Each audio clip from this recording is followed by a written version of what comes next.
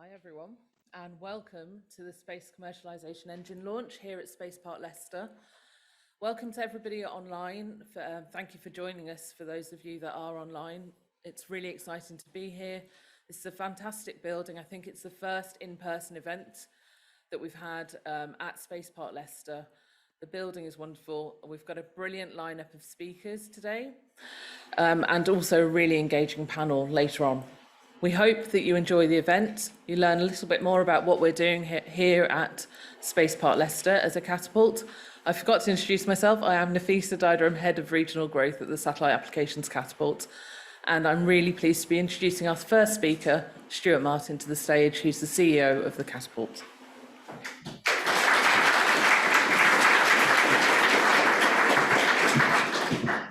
Well, good morning, everyone, and thank you very much, Nafisa.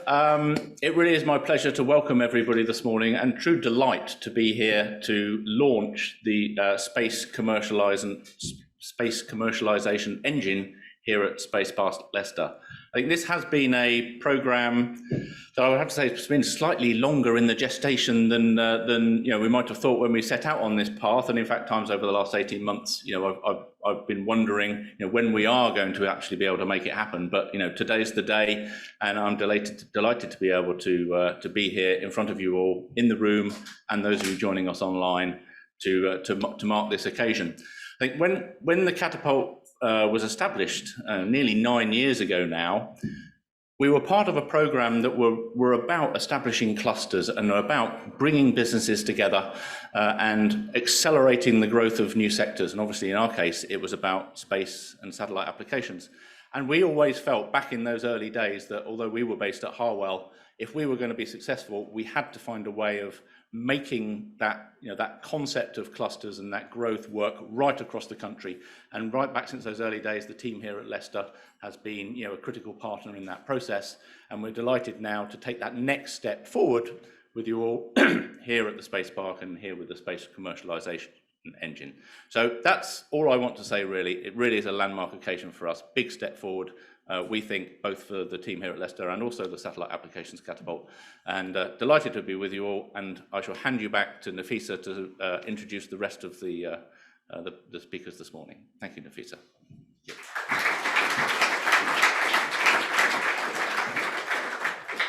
I'd like to welcome to the stage our next speaker, and that's Professor Nishan Kanagaraja, who is the Vice President of the University, who will do an introduction to the University. Thank you very much, Nafisa. Good morning, everyone. It's really nice to see you all this morning. I think we have been longing for these events for a long time, so it's great to be back. Those of you who are watching it online, I hope you get a sense of what's happening today online, and I'm delighted you're also able to participate in this remotely. So I just want to say a few words just to kickstart this event. So first, I'm so pleased to be here with you, and particularly welcome Stuart and to this event. And many thanks to Stuart and the Catapult Centre for launching this commercialization engine here in Leicester, in the Space Park. So this is a very good moment for the university. We in the university are very proud that we are having this launched this morning. And you will get an opportunity to see the Space Park later on. So I hope you will get a sense of what we are trying to achieve here. But just to very quickly give you the headlines. This is a 100 million investment from the university, the government and industry partners to take the space to the next level and to make UK internationally leading in space research and innovation. And that's what we're trying to achieve in this place. And we also want to make sure this creates benefits for the wider community, not just in Leicester, but around the Leicester region as well.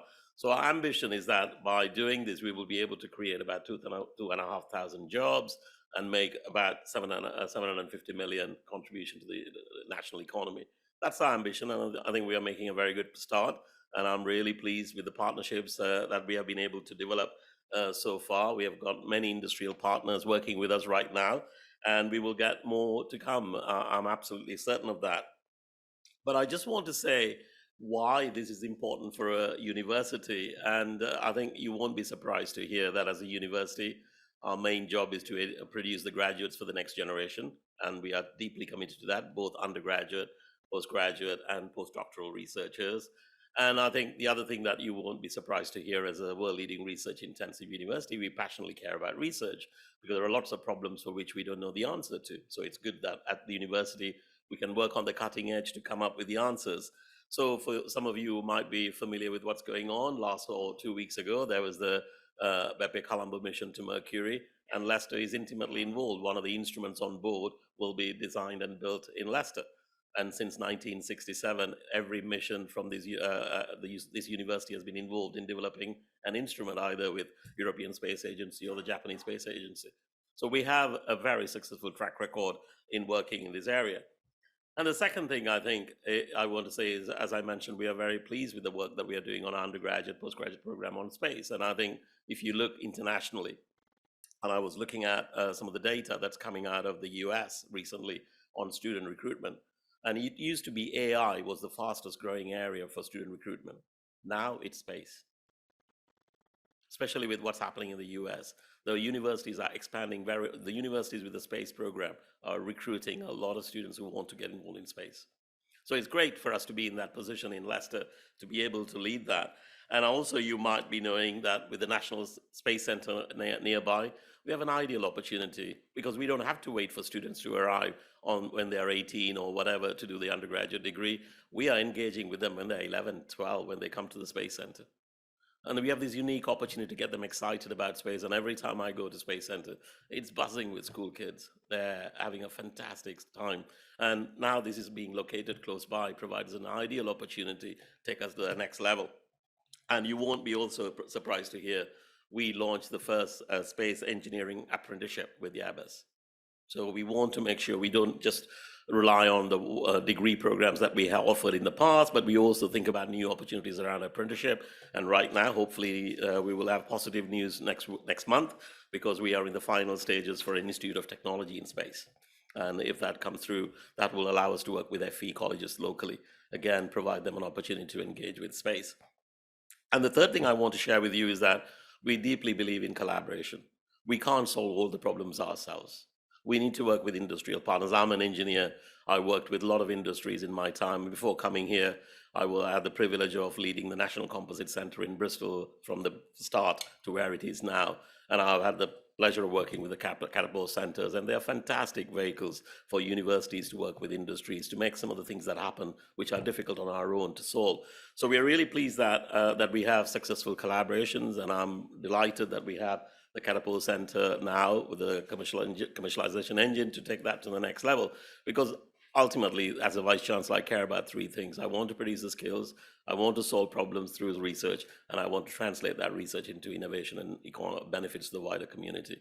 And that's what we are going to do. My final comments to you is, again, it won't surprise you in the audience to hear this. I've had the pleasure of working with a lot of senior people in industry around the world. And sometimes I ask them, what are the things that you look for in inward investment? Where to locate yourself? And invariably they said, we need a world-leading university, because that's what allows us to attract the talent. That's what allows us to recruit the people.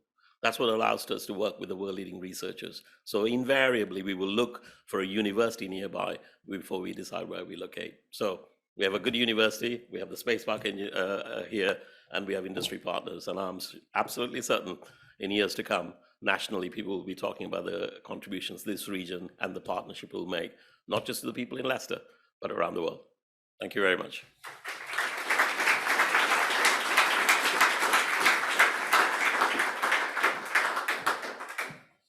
Thank you so much, Nishan, for those kind words. So we're moving on to our keynote speaker, who is Will Hutton, who is a political economist, an author and a columnist. He's also, we're very lucky to have him as a non-exec director for the Catapult. Will, may I invite you to the stage?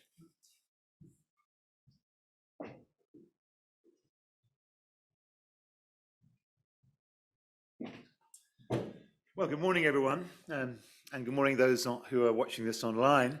It's a great pleasure to be here. And in a few hours' time, William Shatner, Archer Captain Kirk, the oldest nonagenarian to go where no man or woman's gone before, will be catapulted into low orbit for 11 minutes in Jeff Bezos's Blue Origin rocket.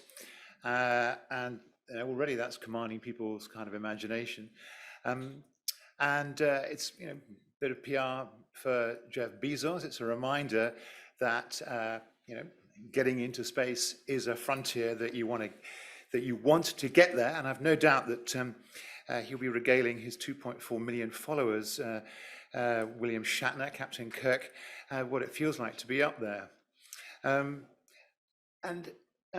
We are in an extraordinary period, actually, where Jeff Bezos, multi-billionaire, man who made his fortune out of Amazon, is competing with Elon Musk, who, as you will probably read in the Financial Times today, is a very good piece. If you haven't read it, I suggest you do.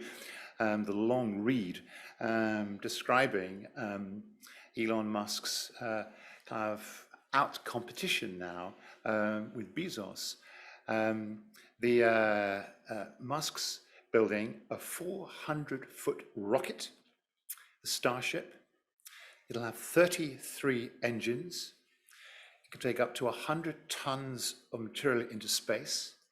It's nearly completed in southern Texas. He's got orders from NASA for repeat business. And the great thing about his rocket, and actually the rockets that have been used by SpaceX, his company, and actually Bezos are doing the same with his Blue Origin rockets, is they're reusable. And what they're doing, both companies, is they're kind of absolutely reinventing the economics and technology of rockets. So they're a fraction of the cost to build them, and because they're reusable, a fraction of the cost to get material into space. And these reusable rockets are going to transform the possibilities of what's done in space. And it's happening at the same time as the Chinese have got their first kind of three-person. The Chinese don't call them astronauts. I think they call them taikonauts. They put them into space, and it's becoming a big deal. And why all this interest? Why are kind of these multi-billionaires, one who made his money in kind of online retailing, and the other making his money in battery-operated cars, a Tesla? Is this just multi-billionaires' fancy, or is something more serious going on? And what I want to do is I'm going to kind of argue in the few minutes that I'm going to talk to you that actually don't mock them, don't think they're kind of grown-up babies playing with high-tech toys. They have kind of spot the possibilities of what's going to happen kind of in the decades ahead. And both, and here's an important point about kind of businessmen like them. Yes, they want to make a lot of money, but they're purpose-driven. One of the things I do is I co-chair a little kind of business think tank called the Purposeful Company, and we argue that great entrepreneurs and great businesses always put purpose before profit. And their purpose at kind of Tesla and at Amazon is there for all to see. And their new purpose is to open up space and all its exciting possibilities. Nor are they alone. Just in the last 12 months, a short $10 billion has been raised by venture capitalists in the States to back companies commercializing opportunities in space. So this engine, this commercialization engine that is here in Leicester, is going to start picking up some of that kind of wave of money. And the UK and we had a hand in it actually, and hats off to Stuart, who introduced the Stuart and the Catapult really reinforced Downing Street's determination to take that $500 million, £400 million stake in OneWeb. That has proved to be kind of one of the best kind of investments the British government's ever made. It's really reduced its stake by half, and so doing, paying back all the money that it invested in it. And we now have a golden share in one of the kind of low orbit, the low orbit constellation of satellites kind of in the world. And that's something to have done. And although I'm not a fan of Dominic Cummings, on this he was absolutely right. So, you know, OneWeb, the Taikonauts, Elon Musk, and Jeff Bezos, what's it all about? And I think we're moving beyond a kind of moment in which, you know, isn't it amazing, kind of being up in space, to a kind of, it's an inflection moment. And I thought the UK National Space Strategy, which was published just a couple of weeks back, tried to capture that. I'll say something about that in a minute. And what I think is exciting people, and here I'm going to digress for 2 or 3 minutes and come back to space urgently, because I want to place space kind of in a context. What Musk, what Bezos, and others are recognizing, Richard Branson too, is that space and the possibility of space is actually what the innovation theorists call a great general purpose technology. The acronym is GPT. Just a show of hands, who's ever heard of a GPT in this room? A general purpose. Stuart has, because I've been on to him. But okay, you cheat, Stuart.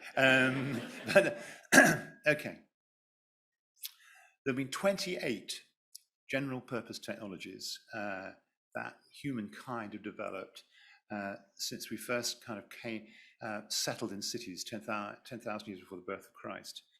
And actually, one of the first general purpose technologies was actually the cross-fertilization of seeds to improve grain yields, which permitted actually city life to happen.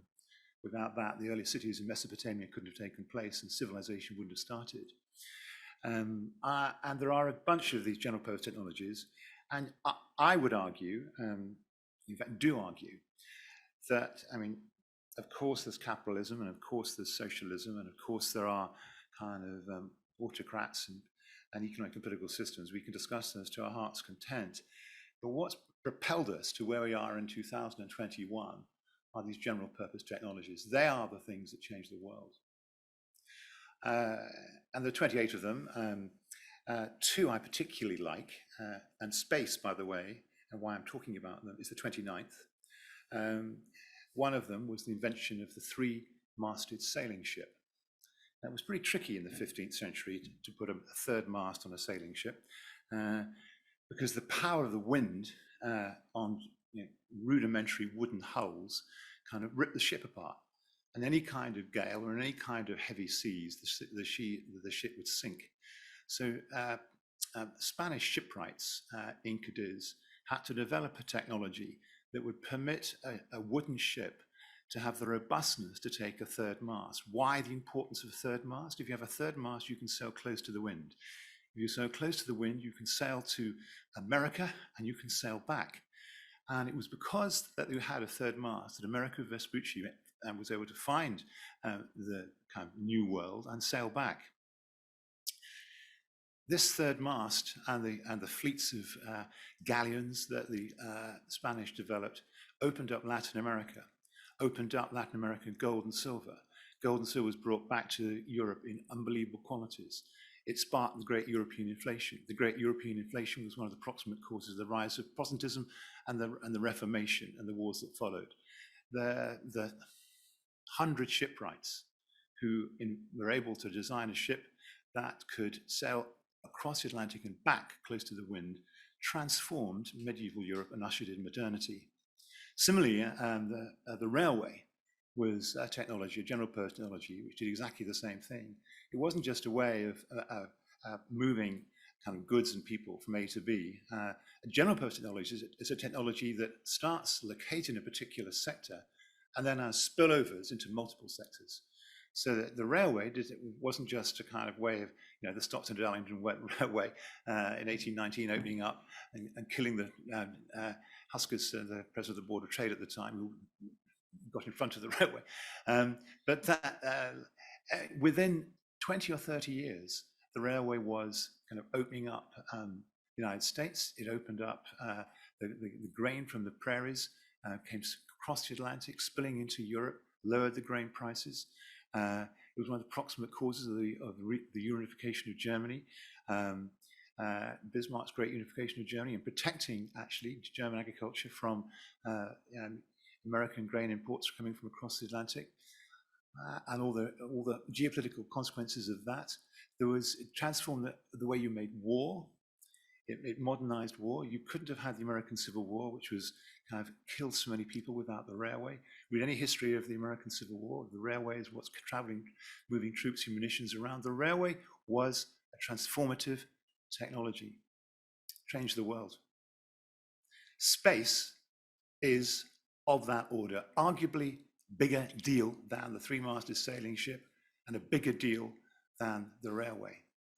Yes, there's a particular technology, rockets getting satellites into orbit and taking and beginning to take material up there. But actually, the spillovers, as I'm going to describe, are extraordinary. Observation from space, manufacture in space, generating energy in space, discovering minerals in space. Those of you who are kind of under 45, in the next 30 or 40 years in your working life, are going to have your lives transformed by space in the same way that people's lives in the late Middle Ages were transformed by the three masts of a sailing ship, and in the 19th century by the railway. It's that big a deal, which is why Leicester University is absolutely right to back this, and why we're delighted at the Catapult to be in partnership with you.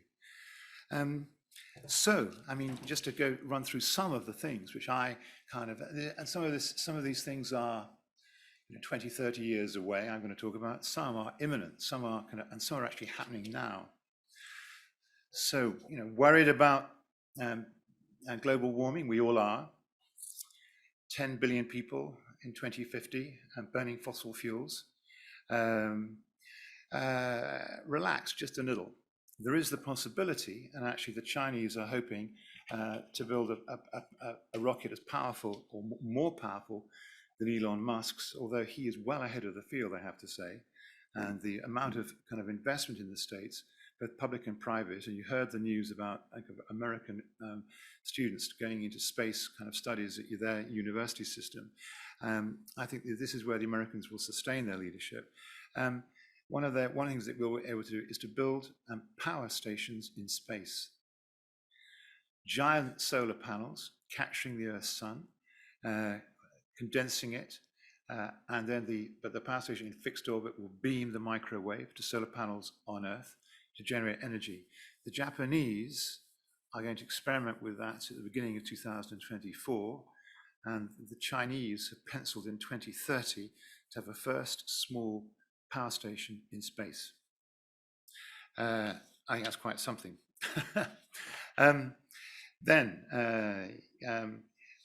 That's why getting this amount of a 400-foot spacecraft with 33 engines can take 100 tons of material into space. I mean, Musk talks about colonizing Mars. Actually, I think the most likely thing is going to happen is actually taking munitions into space to build this solar power station. Factories, manufacturing in space, whether it's flawless fiber optic cables, 3D printing of body parts like hearts and lungs, livers, creating new ultra light metal alloys from materials like magnesium that can be used even in our bodies. And there's talk about a simulacrum of meat, although I'm a bit more cautious about that. But to do this in a space station with no gravity, in a vacuum, is where those kinds of material, where that kind of manufacture makes perfect sense. And within a generation, I have no doubt that some of the younger people in this room will be having body parts transferred into their bodies that have been manufactured in space. Back on Earth, there will be, and that's already happening. I mean, although the very agreeable and charming taxi driver who got lost taking me from the station to here this morning didn't seem to be able to use his kind of positioning system as well as you might. But it is, all your kind of GPS kind of when you click on your mobile with your Google map, that's all actually generated from space. So just think about it. In 2050, this building, I'm sure, will be many times bigger.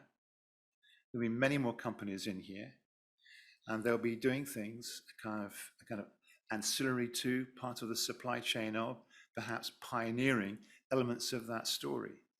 They'll be developing 3D printing of body parts. They'll be kind of developing the parts for solar power stations.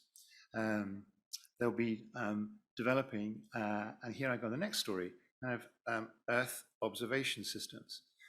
And I was interested to hear that the National Earth Observation Centre said, I want to learn more about that in the course of the morning.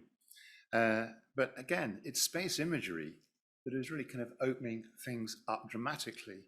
We wouldn't know what we know about what the Chinese are doing with the Uyghurs without space. What about illegally fishing, illegally mining? Which factories are using child labor? What infrastructure might reach the end of its useful life? What rock formations might contain what minerals? We're identifying, I know Cornwall quite well, and some of the old tin mines are where there's likely to be lithium, but you can tell from space, that from the topography, where the highest probability of finding lithium might be. Climate change, you can anticipate droughts, floods. Military uses, you can spot movements of troops, military hardware. Sustainability, I mean, companies are, and there's a tidal wave of investment in what in the investment world is called ESG, environmental, societal, and governmental kind of priorities.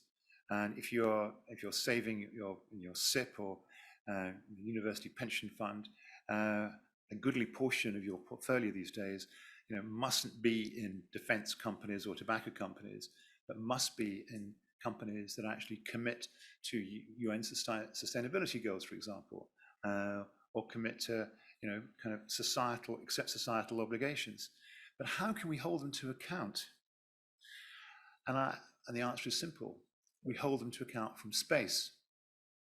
So earlier this week, I was in a conversation with some of the executives at the Financial Conduct Authority, who want to kind of make sure that when pension funds and insurance companies say that they're investing in ESG, in companies going to do ESG goals and UN sustainability goals, how can they ensure it's actually happening? How can you get at greenwashing, which so excites our protesters who are kind of, the answer is, again, from space. And actually the FCA want to open up a discussion about how that could happen. This is not fanciful. This is now, here, at this moment, now. This isn't sci-fi.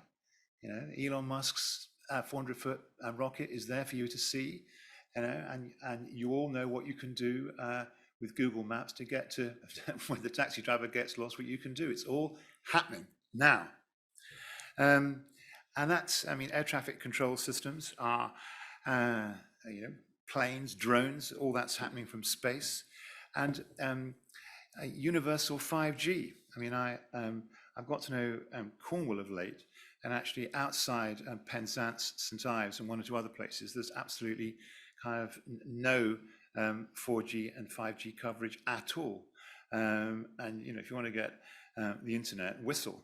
But actually, one of the points about OneWeb is that actually, and there's already, when OneWeb is complete, I'll say a word about that in a minute, you'll be able to get kind of Wi-Fi universally, ubiquitously, cheaply, everywhere.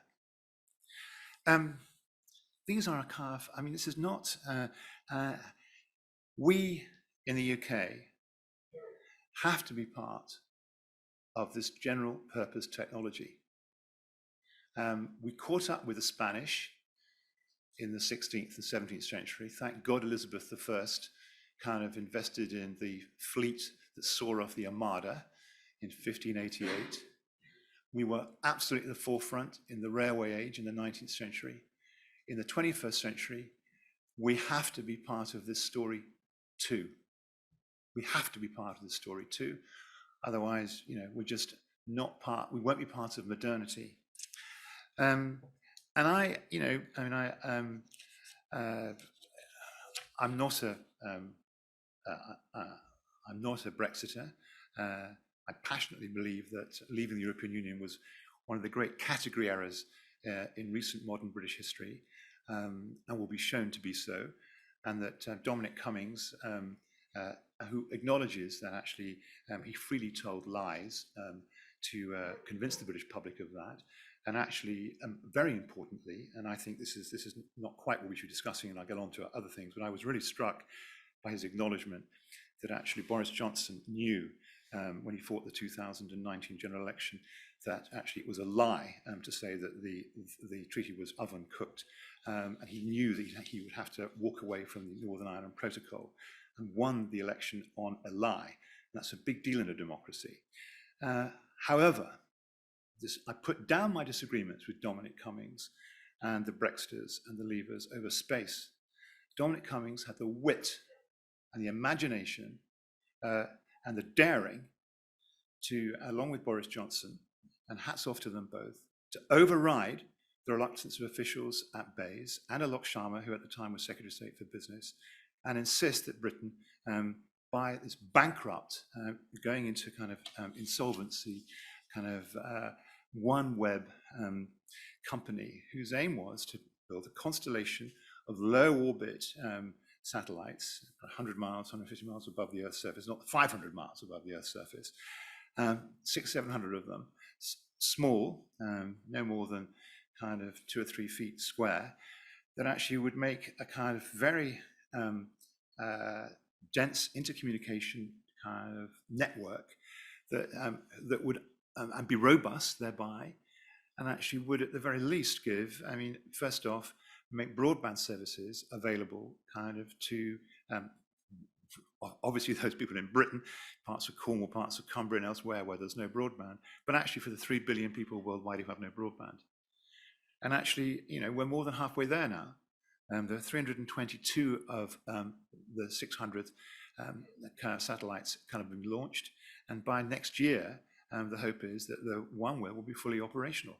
And as I said, it's one of the most dazzling investments the British government has ever made. Ahead of the curve, the money is already that was expended 18 months ago has been paid back. We're left with a controlling stake in what will be one of the certainly Musk is going to do his big deal, and then there's Culper, the brand, that's the brand name for Jeff Bezos' satellite network, is going to be up there in 2026 if he makes it, but we'll be up there before that. That's a hell of a thing. And that gives, again, an opportunity here now for young people, not necessarily only young people, actually, anyone who's interested in getting into this business, a real opportunity to start playing with some of the data that will be generated by kind of Earth observation. And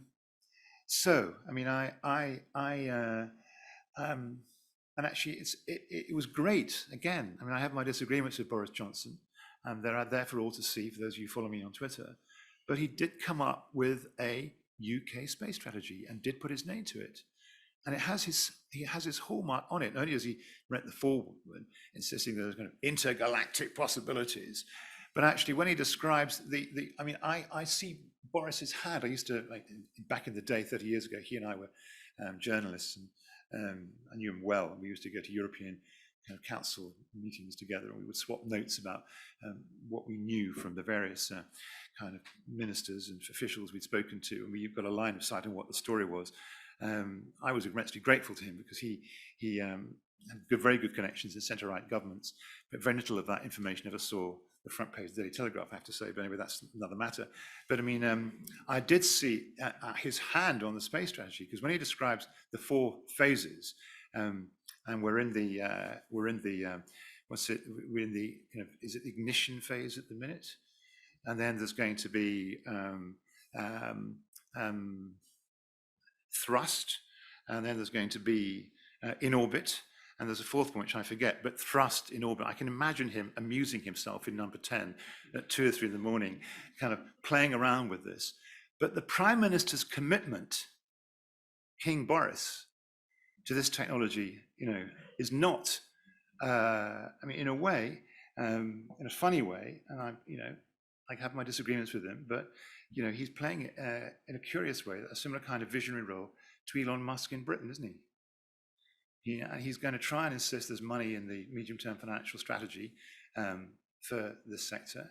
He's insisting that departments really have a coordinated approach, and has got his eye on. I mean, at the Tory Party conference, he was one of the things he was telling people, kind of in the corridors, wisecracking, that there'll be in the next 12 months there'll be Britain's first rocket launch.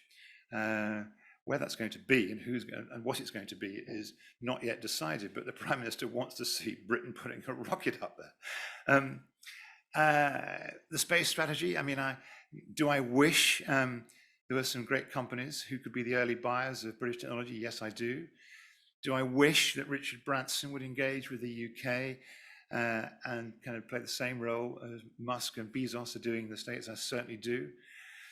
Do I wish that there were less kind of motherhood and apple pie commitments in the strategy? Like, who doesn't want to unleash innovation? Who doesn't want to improve workplace skills?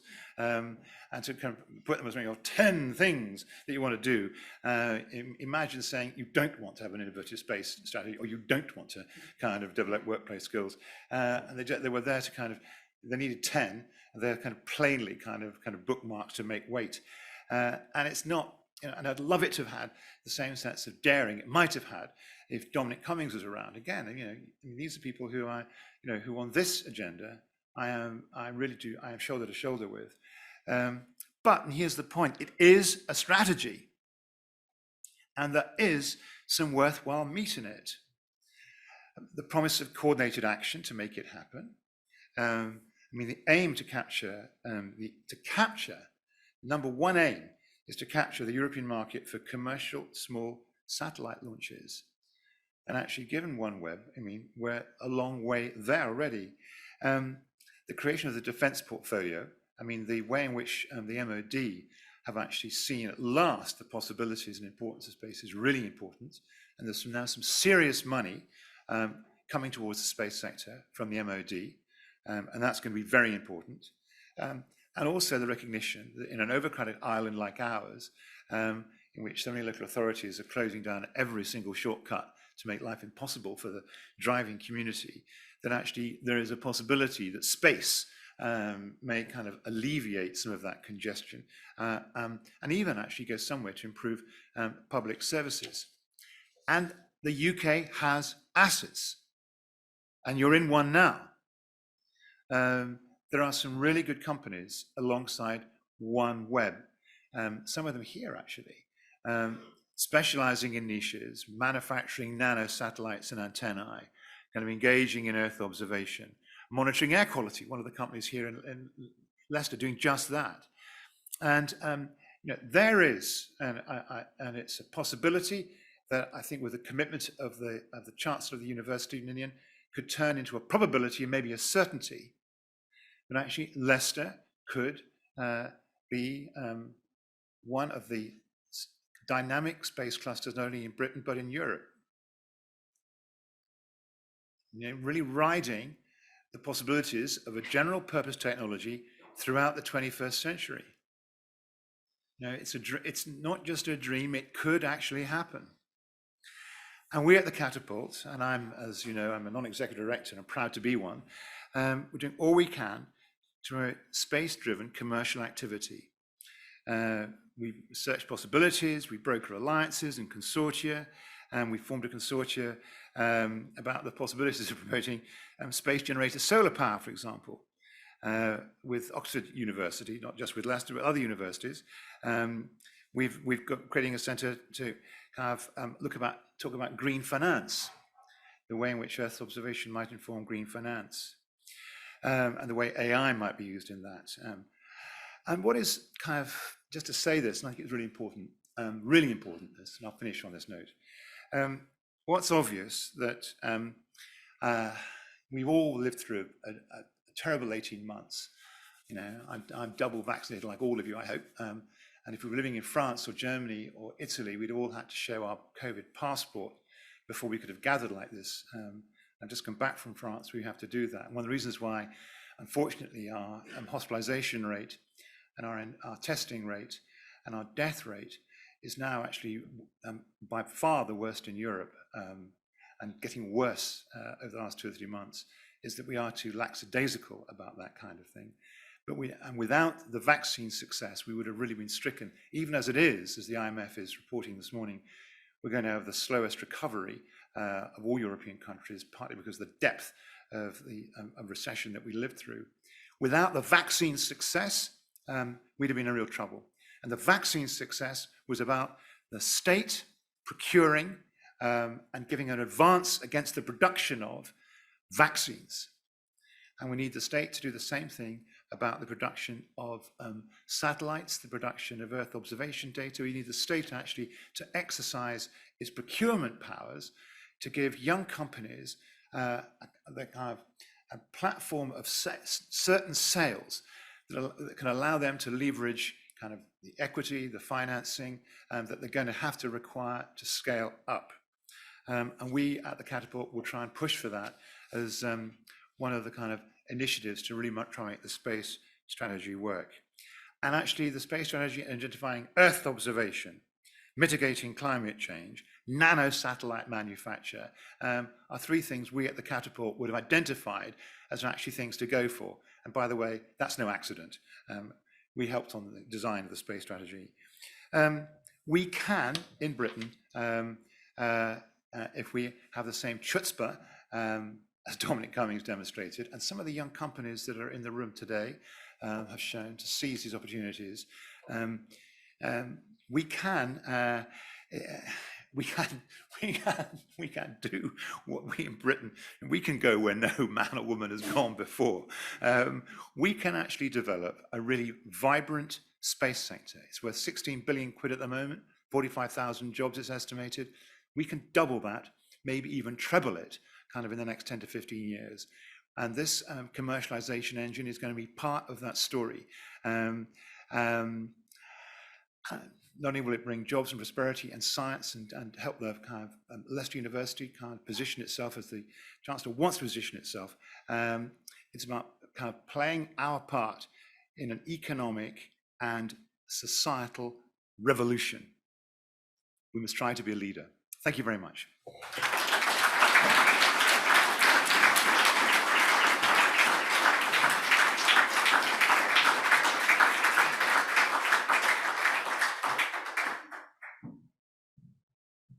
Thank you, Will. It's absolutely inspiring, and we hope our Space Commercialisation Engine product here really does deliver the growth that Will's talked about.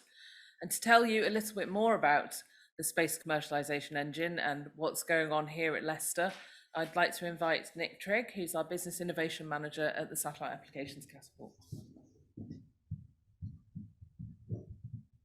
Thank you, Nafisa. Thank you very much. And thank you, Will. A very inspiring speech. I'll try and segue what I have to talk about into some of those points. My name is Nick Trigg, and I'm one of a 4-person Catapult team set up here in Leicester to run the Space Commercialisation Engine.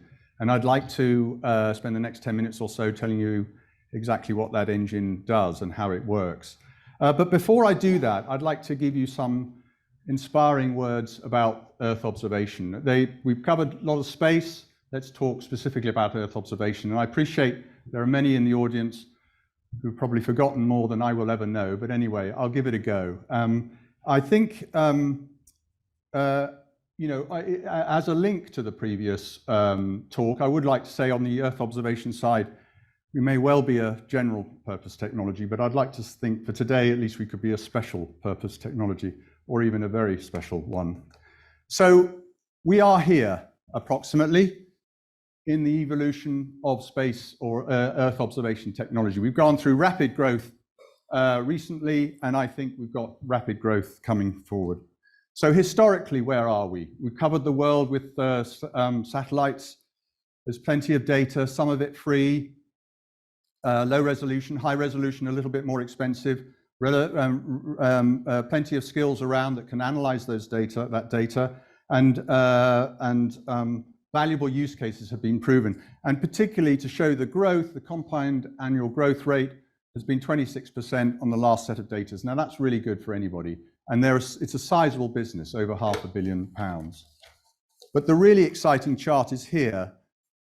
And I'd like to think I'm in an audience where actually exciting chart isn't an oxymoron.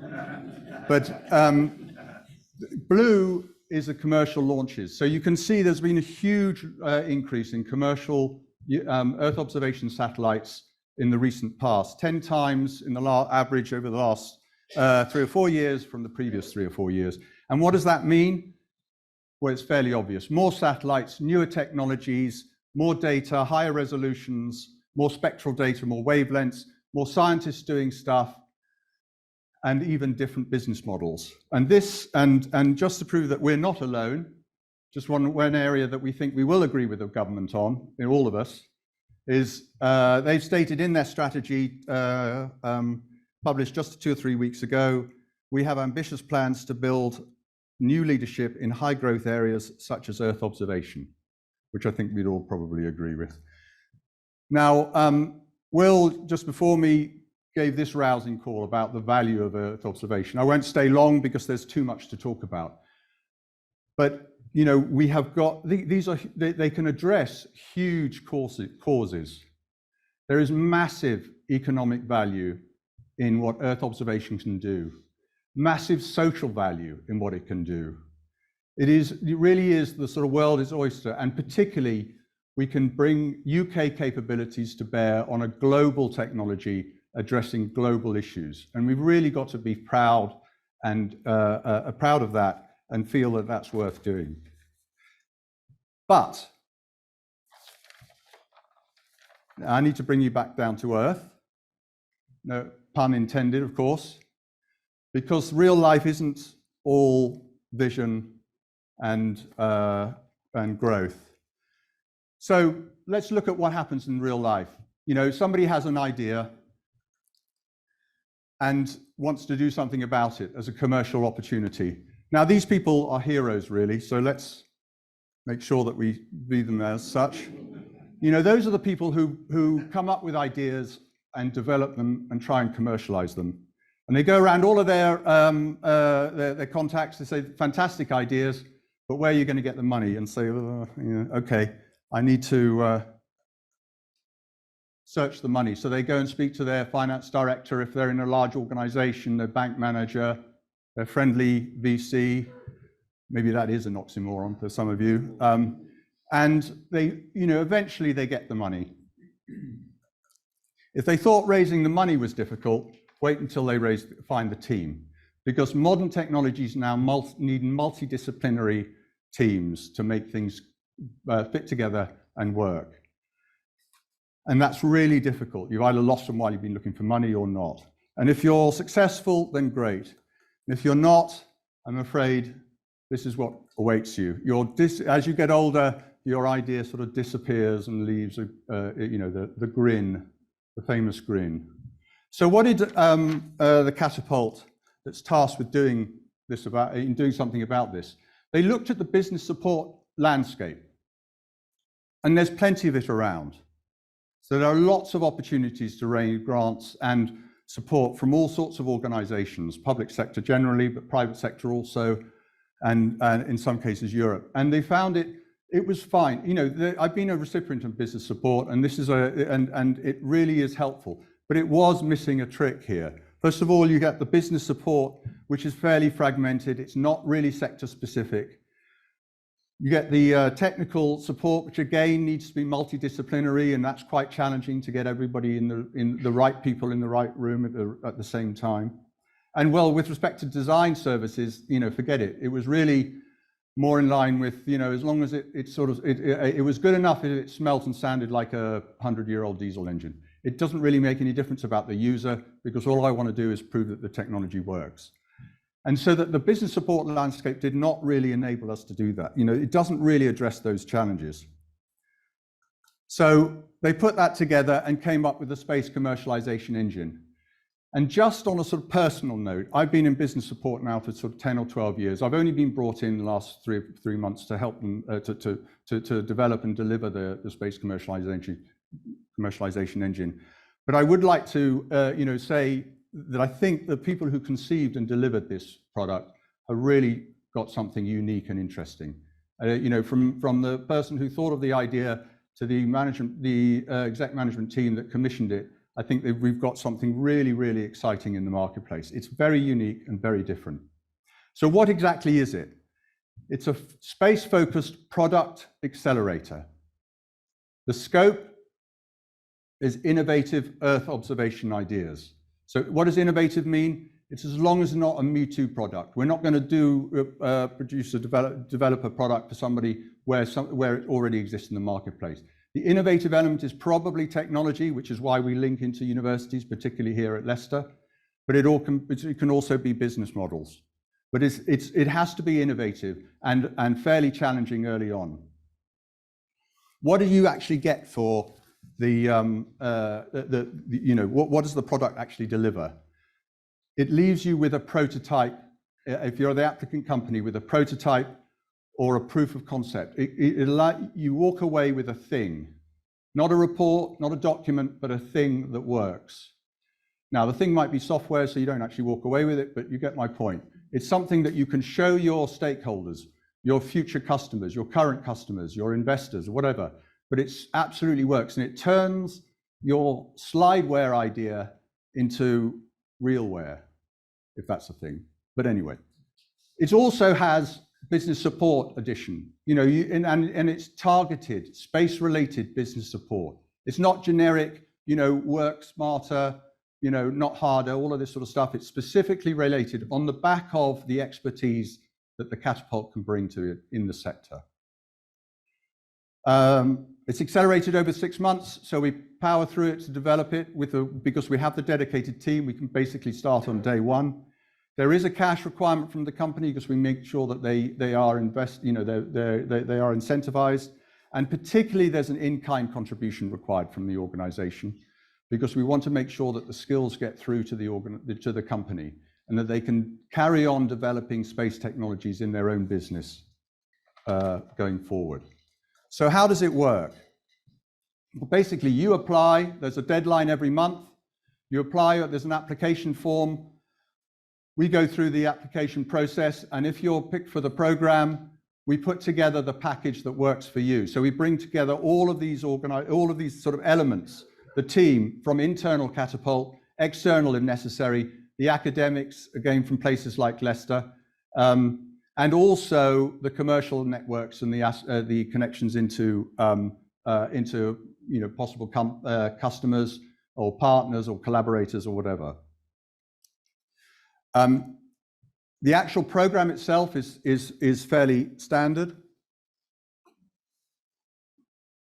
In 4 stages, so there's a user refinement work, there's a sort of technology assessment, there's a prototype development, and then there's a commercialization strategy or go-to-market strategy at the end. And all the way through this is running this user-centric design. We want to get to the end where the user can actually use it usefully. It's great when you get the technology. Most technology companies just breathe a sigh of relief when they finish the product and it actually works. But if it's clunky and clumsy, it's still a difficult sell. And that's a really important element that you don't find in any other business support programs. So who is it for?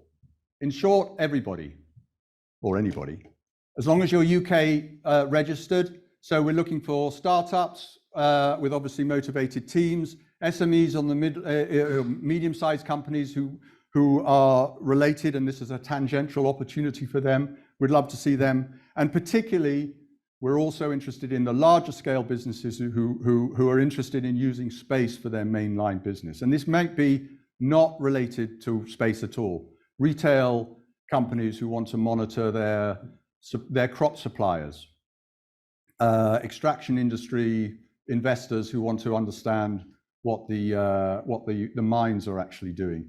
Really, anybody that's our sweet spot. We'd love to be able to engage with them. and to add value to their business through these space technologies. In short, it's any company, any size, and any sector. And the any size is important in the sense that most business support programs only allow for SMEs, but we're supporting all companies of all size. And that makes and I think that's different. So where are the benefits? Well, hopefully they're sort of clear now. We use Catapult resources or our connections into academics or other companies to de-risk your product and to shorten its time to market. For the sector, we're increasing the market reach of space data, remote sensing, and we're showcasing the potential of these EO technologies. We are allowing and encouraging UK science and expertise to address global challenges. So a quick word on sustainability, because it is a relatively expensive program, and we obviously need to try and make it sustainable over a longer period of time. We expect some funding from the applicant. They have to show that they're engaged. We're also looking for additional sponsorship. In other words, again, that could be by sector, by, again, remote sector, not space sector if possible. Our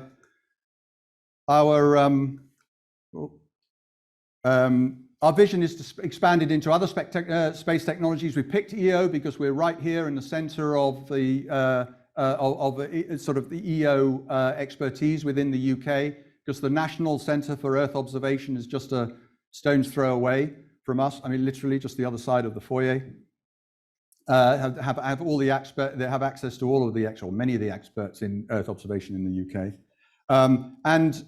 We'd expand into other technologies like comms or space hardware or other GI or 5G or anything like that, or indeed any other companies as well, any other sectors as well. And as we said before, this is there's a very strong link to the national strategy. We are promoting space technologies into other sectors. We are accelerating space technologies into the marketplace. We're obviously doing the leveling up and the skilling as well, but we are concentrating. EO, just to repeat this, is has hugely valuable potential in solving to the global problems. It has massive social value and economic value, and can allow the UK to sort of compete on a global level. So, quick summary then: high growth, high potential sector. I hope I've persuaded you of that, and if not, then please see me afterwards and I'll have another go. Unique and comprehensive solution. I hope I've persuaded you of that, and as I said, if not, then please come and see me afterwards. I'll have another go. And the partnerships and the locations, we are in one of the best places, if not the best place in the world, one of the greatest concentrations of Earth observation expertise. The Catapult has a great deal. They can deliver, and anything that we can't do, the academic world can do as well. Last slide, just to introduce you. I'm only one of 5 of us. So there's Ed Brining at the back. Please see each and every one of us as you can. Jacqueline Kelly is also at the back. Christian Palmer is somewhere also. If you want to speak to them, please let me know. And Richard is our marketing comms guy, who's done a sterling job all through the time. One thing I would like to, as a last point, is that we've got this design lab in a box that we'd like to show off, which is our one of the tools we use in order to make this workable for the customers. It is outside on a bench. Christian is in charge of showing it to you. Please go and have a look at it, because it really is quite fantastic. And it really does add value to what we're trying to do. It makes it makes whatever we're trying to develop user-friendly from the start. Thank you.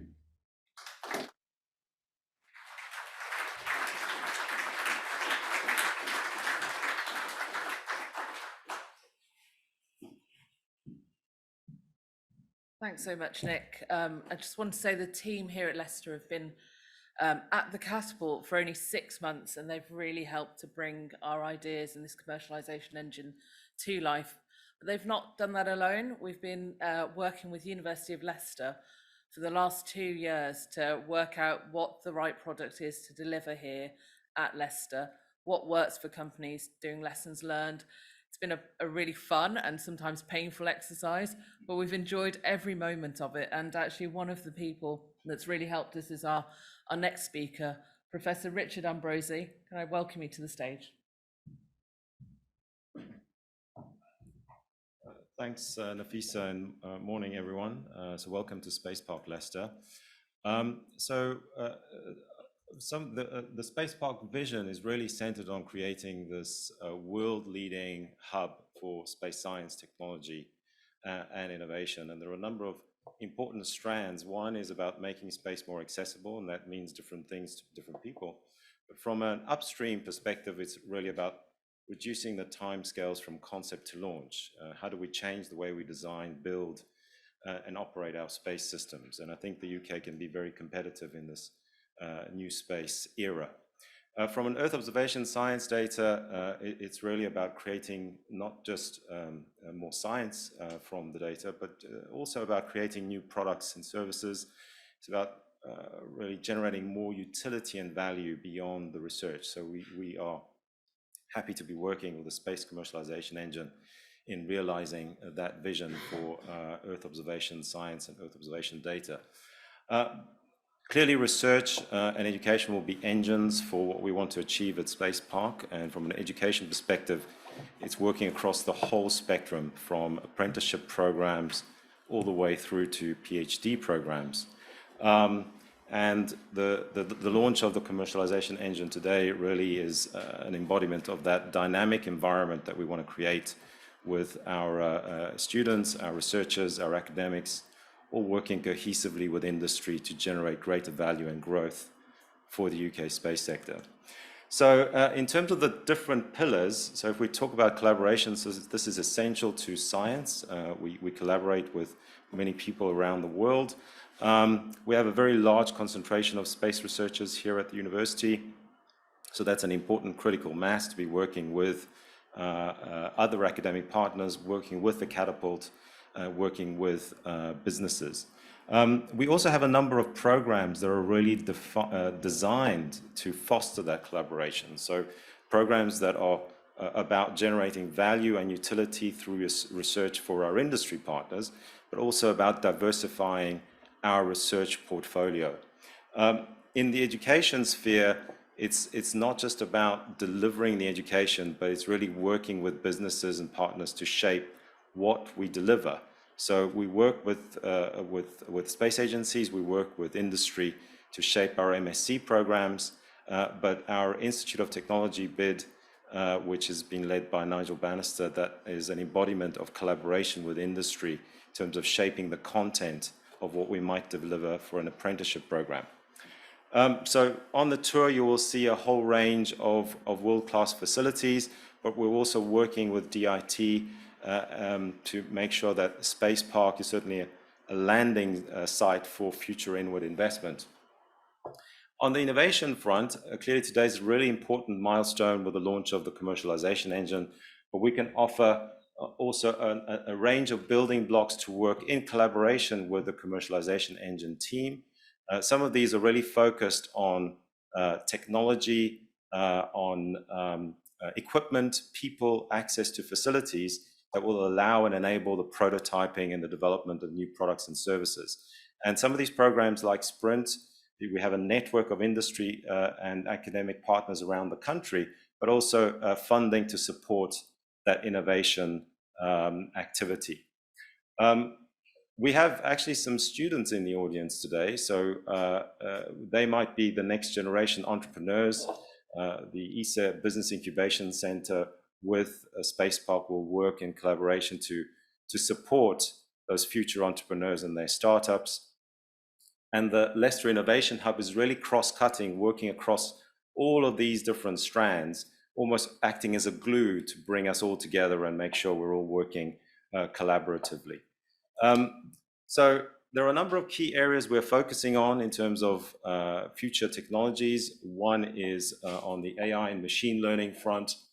This is really about evolving how we analyze data and how we generate utility from data, but also assisting our space engineering ambitions, supporting our digital virtual engineering. We're working on advanced manufacturing and also on addressing some of those global challenges that Nick mentioned earlier, including how do we generate energy to achieve our net zero goals. And clearly producing energy from space is one element, but we have technologies on Earth that have very, very high energy densities, and we should be embracing the potential for those technologies to ensure that we achieve our net zero targets. So the space sector is going to grow. People are saying it's going to grow beyond the sort of 500 billion by 2030, but certainly geographically we are well placed to address the leveling up agenda, but also we are well placed to support that vision of the UK becoming a science superpower. So it's not just about the university, it's about the city. So we work very closely with stakeholders in the city, but with our partners just a few hundred yards up the road, the National Space Centre and National Space Academy, we work very closely on the education programs. In addition to that, we have a significant amount of space in the area. So Space Park Leicester could be a very important catalyst for further growth in the area for businesses to bring their technology activities to the city and work with us more closely. So my final slide is basically a snapshot of some of our industry partners with whom we've worked very closely over the years in terms of realizing a space park concept into a reality we see today. This is not an exhaustive list, it just summarizes the breadth of activity in the sector.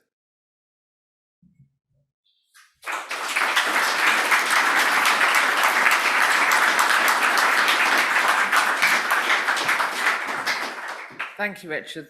It's wonderful to see the breadth of opportunity really here in Leicester. So it's the time that you've all been waiting for, a comfort break time. It is just a comfort break. Let me re-emphasize that as we're still live and online. Guests at home, please do make yourselves a cup of coffee in your kitchens. Guests in real life, there is coffee waiting for you outside. Please can I encourage you to just grab a quick coffee, take a comfort break, and then return to your seats for 11:15. Thank you. Thank you so much to the event organizers today for the invitation to kick off this panel discussion. The business of Earth observation is something that we're all very interested in, and it's an honor to kick off the conversation. I'm really very sorry that I can't be there today, but in fact I'm out doing the business of Earth observation. So my apologies, but again, thanks for the invitation. Let me just start with a really quick summary of what GHGSat is. So this is a company that operates the only constellation of satellites in orbit today that was designed and launched specifically to capture greenhouse gas emissions at a resolution that allows us to attribute them to industrial facilities, to specific facilities, and the technology has been working great so far. We've got 3 satellites in orbit, and we can get down right to figure out which vent in an underground coal mine might be emitting methane. So that's all very good, but what are we here today to talk about? If we're talking about business, then we tend to focus on money and on customers and on capability. So let me talk about that. We have the added benefit in GHGSat that we get to really tackle social and environmental responsibility within the context of our business. But really the money, customers, and capability is what drives business more generally. So let me talk about that today instead of the social responsibility side of it. So let's start with money and investment. So in our case at GHGSat, we had a great idea. We got some seed funding and started our testing, and then we went into a Series A round of funding that brought in over $10 million US in both angel and venture capital. And then we went on to our Series B funding round, which closed recently at $48 million US. So this is really the investment and the funding that gives us that foundation to keep us going. But it's the business of Earth observation, so it's built on a really solid and clearly articulated business case. And I emphasize clearly articulated because for the investment community, you must be able to explain what you're doing in very simple terms and show them how that business case closes quickly and efficiently. So the second thing that I'll touch on is still to do with money, but this is on the customer side. So let's talk about revenue and how things work with customers. So it's essential that we know our customers. For us in GHGSat, the customers started as industrial operators. So oil and gas companies, mining companies, power generators, all these different energy operators, they're really interested in what their emissions are. And so that was our first target market. And we serve that market today. And I'm happy to report we serve it well. Since that time, so the company started in 2011, launched the first satellite in 2016. And since that time, the financial services sector has really come on board as well. So this is actually why we recently opened our office in London, is because this is the heart of the ESG global market. And so that's why we're here. We know our customer, and we know our customer is right here in central London. And so that's where we find ourselves. And then we also have the public sector coming on side now as well. So the public sector was taking a very different approach in the early days, more of a kind of observing and R&D kind of support role. And now they're really picking apart the technology for how they'll use it to inform national emissions policies and otherwise. So that's all very good news.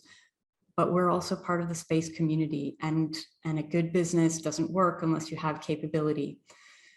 So it's all about building that capability in a cost-effective manner, and frankly, not getting cute about the technology. There are lots of really clever tech people that have driven businesses right out of business by going too far and trying to get too much out of a technology. Sometimes if you just keep it simple and you keep it focused, it will do what it needs to do.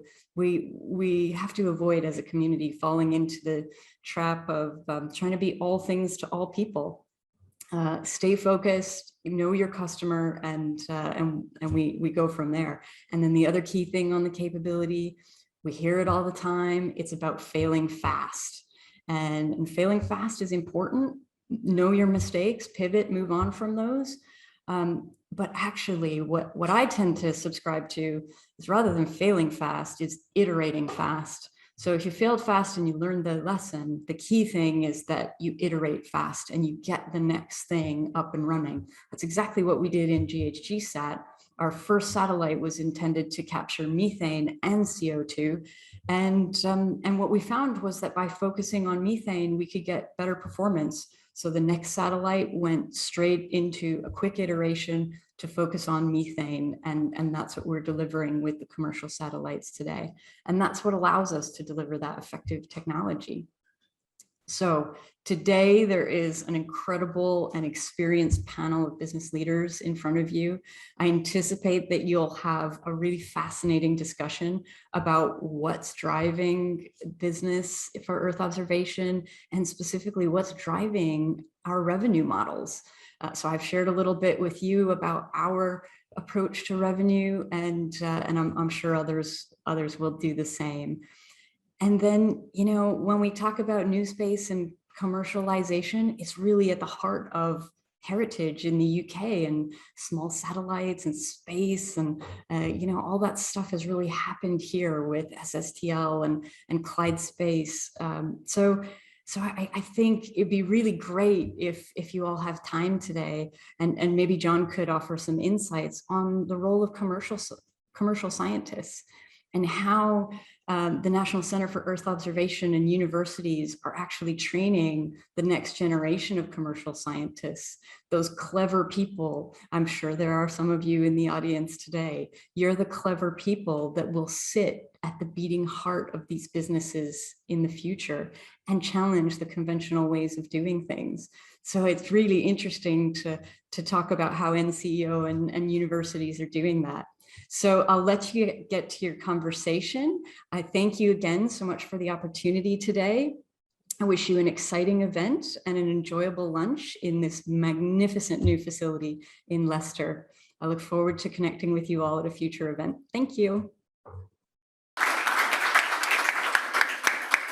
Just want to record my thanks for Adina for taking the time to send us a recording and share her thoughts with us. And it is a shame that we haven't got her here today, but I would like to welcome our panel to join me on stage. So we have Dan Wicks from the Satellite Applications Catapult, Charlie Candy from Planet, Dave Fox from Geospatial Insights, and our very own John Remedios from the National Centre of Earth Observation. This panel is going to be moderated by Will Hutton, so please can I invite Will to the stage. Yeah, half an hour. We want to finish at midday, yeah? Okay, guys, we have half an hour to kind of unpick the Earth observation industry in Britain. Oh my God! And collect the moderators as he picks off from the floor. I mean, I think John, why don't we kick off with you? Just from where you sit, give us your kind of where are we? What do you know? If yeah, just where are we? It's a broad-based question. Go. Good question. I think there's It's not a really good good question, it's a big successes. question. Big question. I think there's some really good successes out there, and I think Adina actually pointed to a couple long-standing. I guess the role of a lot of new businesses, when EO is still a world of new business, is that a lot are going to fail. So iterate, fail, whatever.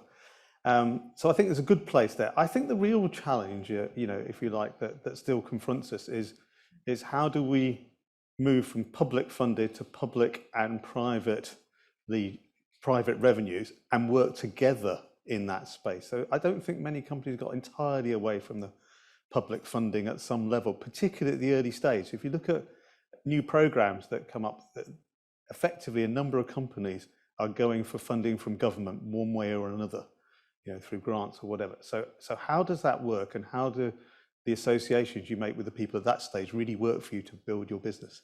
Is there a particular, and I might be going to get David here actually, but is there a particular kind of module or sector within kind of the vast array of things that can be observed that is kind of really kind of out in front? I mean, what's the hot spot in Earth observation? Interesting question again. I think one of the issues about Earth observation is there's so many things you can do with it. There's so many different markets you can address. There's so many use cases you can look at. I mean, from my perspective, I think, you know, we work predominantly with commercial customers in the insurance and finance sectors. But what we're seeing is their evolution, and I think what Adina was mentioning before in the ESG sector and the drive towards sustainability, and the crossover between the commercial sector and the governmental sector there. And that's where in particular we're seeing a lot of growing demand and growing need for information, for monitoring, for information that people can use to decide where they invest, how they respond to different requests for investment. And I think that's where we're seeing the biggest growth at the moment. It's that sustainability angle where we think there's probably going to be the most rapid growth in the near future, given the kind of scope and range of satellite options that are available and the way that we can now increasingly extract meaningful information from that. So that's what I see probably edging into the lead, if you like, at the moment. If I was running a big financial services house and I wanted to, I want to know about, I don't know, the supply chain of X kind of multinational, or who would I go to? And how would I set about assessing how good they are?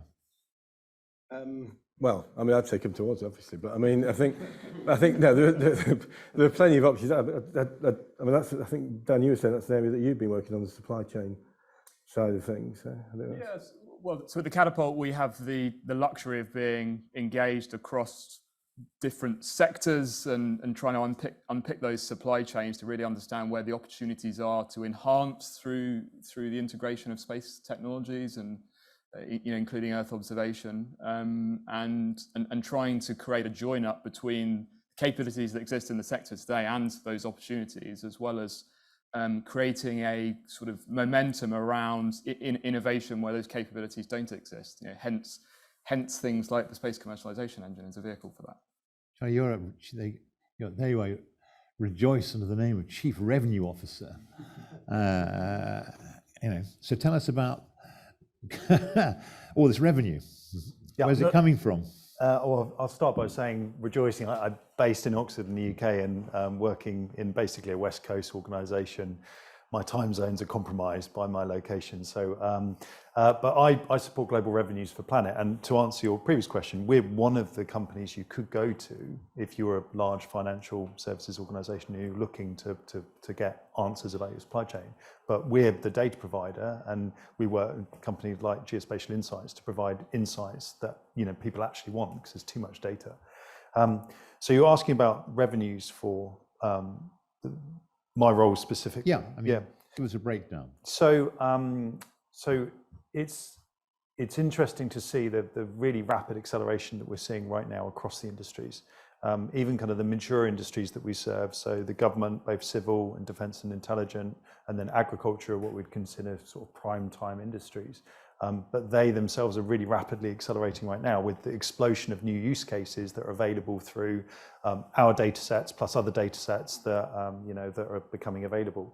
But what we do see, similar to what Dave was saying, is about the ESG space in terms of the world is kind of waking up. And just this week we've been talking about how do we organize ourselves to support the accelerating demand that we're seeing from the ESG sector in terms of there's lots of questions right now and not many answers in terms of how do we actually manage and take responsibility for managing the world's resources.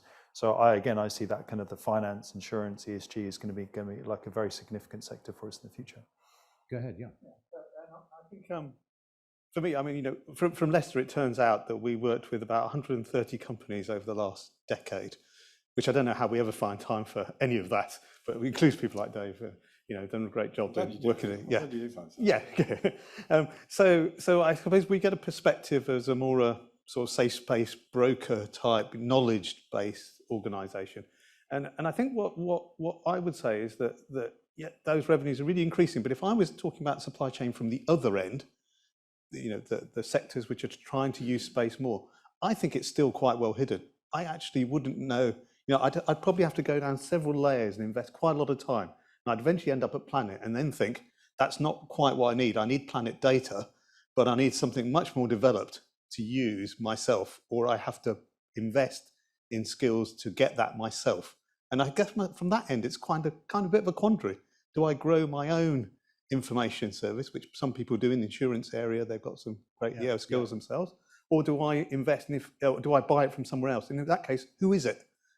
And we spend a lot of our time saying, well, try going to this company or try going there, because actually it's not really obvious out there who you go to. I think it would be quite helpful. Again, kind of just thinking about Earth observation. We talked, I talked grandly in my presentation about illegal fishing, illegal mining, and military use of it, etc., etc. Climate change, anticipating when it's going to rain, when there's going to be drought. But it's kind of broad and Nick Trigg, but a kind of amazing there were 15 or 20 images there. Which of those are the hotspots? If you're a young woman or man sitting in the audience and you're thinking about this is what I want to get into, what would you suggest? Well, I suppose I'm biased because we made that choice. We made that choice about which sectors to focus on. Methane from Medina. Well, we did. Actually, we're working with Leicester University on that for a slightly different solution. And again, that's where I think. And perhaps coming back to this funding issue that was mentioned as well. We've raised finance and we've driven that investment into developing solutions for the commercial sector. We also do still get funding from ESA, UK Space Agency, things like that. But we're looking at that to develop the next generation of product.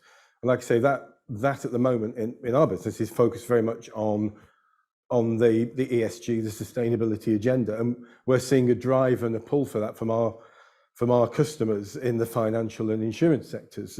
There's this convergence where this information is becoming much more widely applicable, perhaps obviously, some of those industries you think are obvious, but even insurance. So, I've got partners in the insurance sector, customers in the insurance sector, who are interested in methane emissions.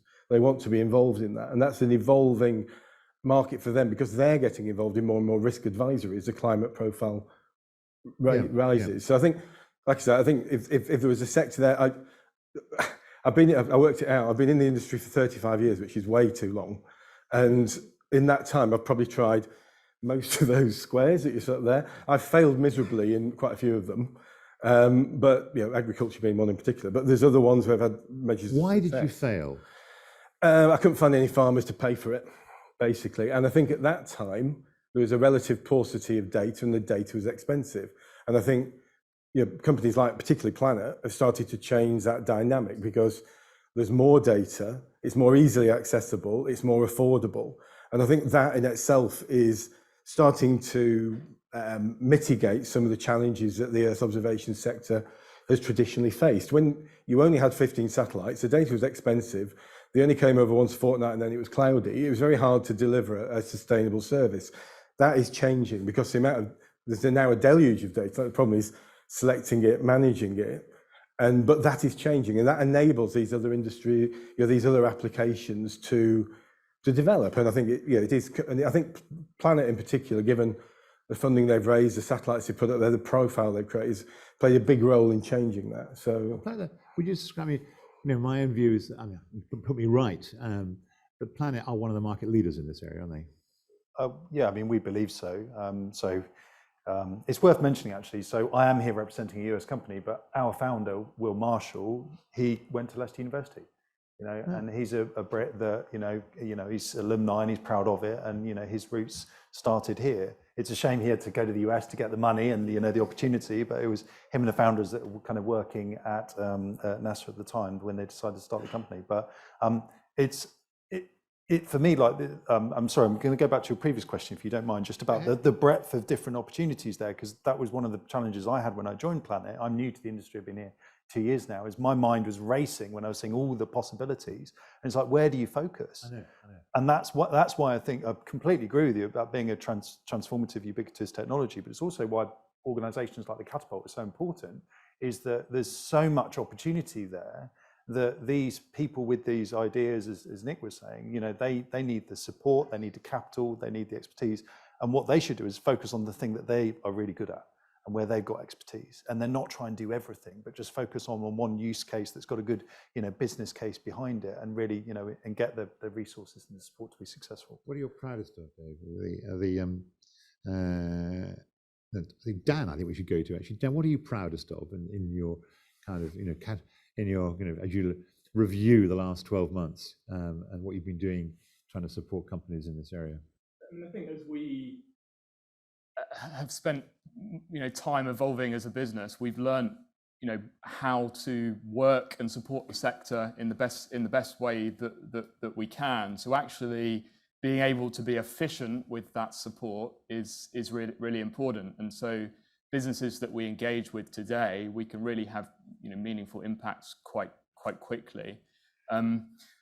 Just to sort of build on what Charlie was referencing, one of my big observations of working with many businesses is that often you can get carried away with the application of the technology because it can do many things, but the sort of scale of market is not there to really have a sustainable value proposition long term. So really looking for that scale of market opportunity as a primary driver is important. So if you're solving a problem for somebody in one sector, are there other sectors that have similar challenges that you could have provide a solution for that enables that sort of scale? And there's in these notes that the briefing notes for this panel. One of the kind of running through the potential topic areas to discuss, like a golden thread, is that does technology dominate too much the thinking of people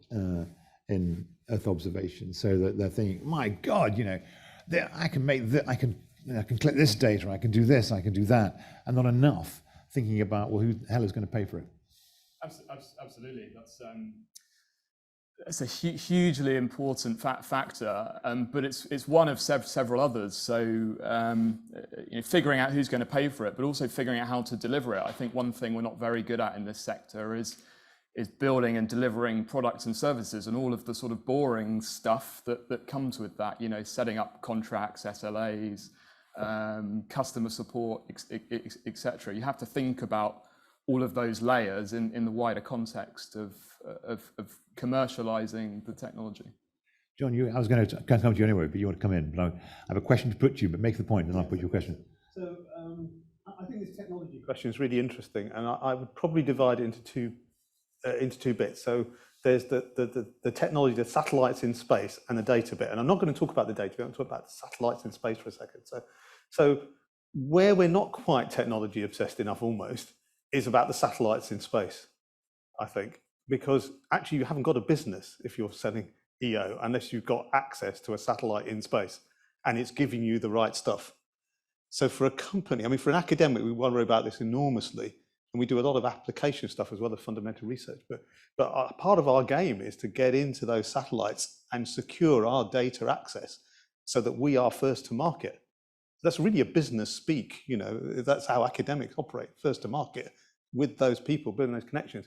And you have to have that secure. So you either are in a company building that asset, or you're got to really have a very good agreement with the provider that they really are going to service your request. And so I see that as an important part where perhaps we don't concentrate enough. And I think if you look at GHESat, CLIDESat, SSTL, different sort of companies, but they've all got an asset somewhere, an access to an asset. One of the issues that I think that we sometimes, to what extent is there to what extent there is a kind of gigantic problem looking at us, kind of the kind of elephant in the room is that other countries and non-UK based companies own the assets, and consequently and they can charge what they like for access to the data the assets are producing. And actually, to what extent do you see that as we have a national space strategy, and that is the kind of not really overtly discussed in the space strategy. To what extent would you accept that as an issue? I actually don't see it as a big problem, personally. We team with anybody who's got a satellite that produces useful information that our customers can use. We'll team with them. We'll work with them. And generally speaking, it's then our job to turn that, if you like, that raw material into information that they can consume and use. And I think the trend is now there's so many more satellites being launched. The supply side, if you like, of that raw material is increasing almost exponentially. And I think as long as you're sensible at how you partner with people and work with people, you can exploit that. So, there are different models there. And, if you do have a model where you're trying to go completely vertical on the market from start to finish, then that might work. But if you're trying to add that final value and leverage this fantastic access, this fantastic capability that is now in space and is developing in space, I think as long as you're intelligent about how you partner, I don't actually see that as a massive issue. To me, the issue is getting the end product right for the customer and leveraging those assets that are in space. Planet wants to come in. Come on. Well, yeah, I was holding back because obviously you would expect a biased perspective on this because we have launched the largest constellation ever of Earth observation satellites. So, we are... Give us a sense of that when you say largest ever. How many satellites? So right now there's over 200 up in space, and there's two constellations, and just yesterday we announced another... How high? About 550 kilometers. So relatively low orbit, and there's two constellations. The largest one is about 180, and they are basically a persistent monitoring mission, line scanning the entire landmass of the Earth every single day in 8 spectral bands. So there's a huge data set, more data than a lot of companies can deal with. So so go back to John's point. So I don't completely disagree, but I think if you're going to develop a satellite, make sure that it's differentiated in terms of it's a capability that's not already there, that's not already available, because we come across, there's a big thing around sovereignty with space, and people want, their own, flag on a satellite or a rocket or whatever that is. And it's like, these programs take 7 years, sometimes plus, costs hundreds of millions of dollars or more, and you develop something that is probably going to be inferior to what we already have today, is that innovation, is that good use of money when there's actually a huge data set already available? And our focus is there's not enough focus on what you can actually do with the Earth observation data that already exists. There's a lot of problems in the world that we can really, really help. You mentioned many of them: illegal fishing, mining, agriculture, sustainability, ESG, managing the world's rainforests, looking after the oceans, the coral reefs. There's so many use cases. There's a huge amount of business opportunity out there, and we need, smart people, but good business people to create businesses to support that. So I don't completely disagree about, continuing to innovate and drive new capabilities, but it's just making sure that it is something that's unique and differentiated rather than something that's kind of a me too. Who put your satellites up? Who was it, an American rockets or? A mixture. So actually, and it's got dramatically cheaper for us through the innovations through SpaceX. The cost has come down considerably, and we're trying to, as we've innovated through, our compute costs and downloading costs and the cost to launch, we're trying to reduce that cost of the data so we can make it more available. And that, so it's, right now we don't have one exclusivity contract, but we do have a big contract with SpaceX, and we'll continue to use them. But we've launched with the Indian government, we've launched in Russia, we've launched with many, many different providers. And who are your, you don't, if it's commercially confidential, don't tell us, but if you can't tell us the names of the companies, tell us the sectors at least. Who are your biggest customers by sector or by name? By sector, it is, the government is very significant still. Governments. Governments around the world. Yeah. So, the American government and NASA are probably some of our biggest, the NRO, there's huge, some of the things you mentioned earlier, actually, the identification of the detention camps was done using our satellites as well as the missiles. It was you, is it? It was our satellite. So it wasn't us. And this is the thing. It was, it was the community using our data to look at patterns and seeing what's happened. Again, it's not something we can't do this. This is an ecosystem play here, and it's that's why we need other data types, analytic companies to help support unlocking this industry potential. Yeah, I think there's we're our own blocker sometimes. There are still kind of huge problems in really making this deluge of data available in a way that people can make use of it. We rely very heavily on specialist skills and knowledge within the organizations that are well established in the sector, but there are some very clever people in other sectors that could do really great things if only we could create that join up in a better way. And that's certainly not a problem that is secret. Increasingly, there are other players from other industries coming in. The IT sector is increasingly playing a big role. We've got Amazon in the room today, AWS in the room today. They're doing loads in terms of data, making data available, offering ground segment as a service type capabilities. So, how do we use those levers towards kind of greater exploitation? We're talking, the entire conversation for the last 25 minutes has been all about, civil, private sector, but we've mentioned of government, but of course, defense and security is a big and dynamic element in this. Again, I feel I don't want to direct you too much, but is that, the militarization of space, the Chinese-American rivalry, the quest for a global regulatory standard, et cetera, and the kind of security implications of that. How large does that loom in your thinking, or is it a possible? Do you see it as an opportunity because they're fresh markets? So thinking, oh my God, this is going to kind of this is going to pollute what I'm trying to do. I guess as a commercial business, I guess we see it as an opportunity. Militarization of space, I think, probably came first, in terms of satellites, and so it's always been probably the largest and most evolved market for Earth observation. And I think the issue there, there is an argument for sovereignty. I think that there is a different argument to own your assets, because then you can control what you do with them, where they go, and protect that information. And I think the issue is, perhaps some of I mentioned in the space strategy is whether or not that and the new Space Command, is there a role there for industry to support that better than has been done in the past, where it's been rather a kind of closed shop? And I think there's got to be opportunity there because of the innovation that's happening in the commercial sector, and particularly in. I mean, I used to. That was my first job when I left university. I made maps of the Army and the Air Force using satellite data, and it's always been a bit of a closed shop. And I think there's an opportunity there, particularly given innovation in the use of AI to automate feature extraction, automate change detection, all those kind of key attributes that are important across virtually every industry that uses this data, these types of data. But obviously, defence is one of those. One of the things I'd like to see is an increasing ability for industry to engage with the new structures in the UK and start to provide those information flows that can strengthen the kind of supply base in that sector. So I think there is opportunity there. John, do you want to kind of comment on this? Well, I think I'm probably least well placed to comment in some respects because I don't know the real drivers other than what I imagine from the news. But I think I would say a couple of things. One, maybe bring a couple of things together. I think in Earth observation, there's two ways in which you use the data. You either use the data directly. This is very gross simplification. Or use the data within another system. And actually, the defence sector exemplifies that because actually the other use of Earth observation has always been for weather forecasting.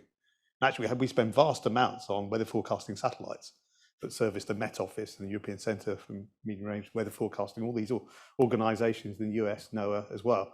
And that all came out of defence. Forecasting was a defence activity. If we went to my tutor in Oxford, he went to the Met Office, said, I'm off, and by the way, I'm now squadron leader, Jones. You had to have a military rank if you're at a certain grade in the Met Office because you could be deployed to an RAF airfield. So I think this defence thing is really very interesting. The question that's kind of out there in the UK is, can you get dual use out of this? Which is, there's been some historic failures in doing this, but there have been some. I was reflecting, there have been some successes. Where we've used US defence satellites that are probably not that secret to actually generate very good information for civilian use. But I think the other thing is maybe that connection will help us to think about the other parts of the system. And I think in the Earth observation community as a whole, I get the impression that we've been very, what can we get directly from the data focused, image analysis, etc. And interesting enough, our staff are very skilled in bringing data together with models. And how you assimilate that sort of the weather forecasting approach, but with other models. And we are seeing a sort of a bit of an uptake in some companies looking for those sorts of skills. So I think the other bit is, how do you interface this EO data with the non-space modelling that is done out there, and how do you tap into that market? Give us 3 sentences on your director of Britain's National Centre for Earth Observation. What does good look like? What are you trying to, where in 3 years' time will you be? What do you tell your funders about, what your objectives are? What are the metrics by which you're going to be measured as director? Oh, well, that's a very different question. Yeah, so very easy. Research quality, how clever are we? Are we the best in the world? Are we leading satellite missions which help the rest of the UK community to flourish? And what impact have we had with government or industry? So how have we helped those government services or those industry partners to excel in their proposition and really to change the way in which they're doing things? So, just to give you an example from the government world, where for years we've been talking to DEFRA about air quality and how air quality information could be used within government. It's a real problem, as we know.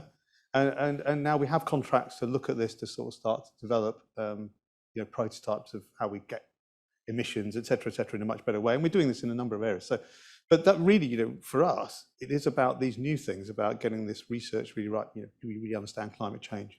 Writing a report on our progress, Nature paper has to be in there.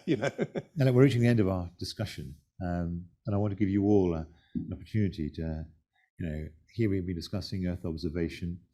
If there's one thought to leave the audience with, what would it be?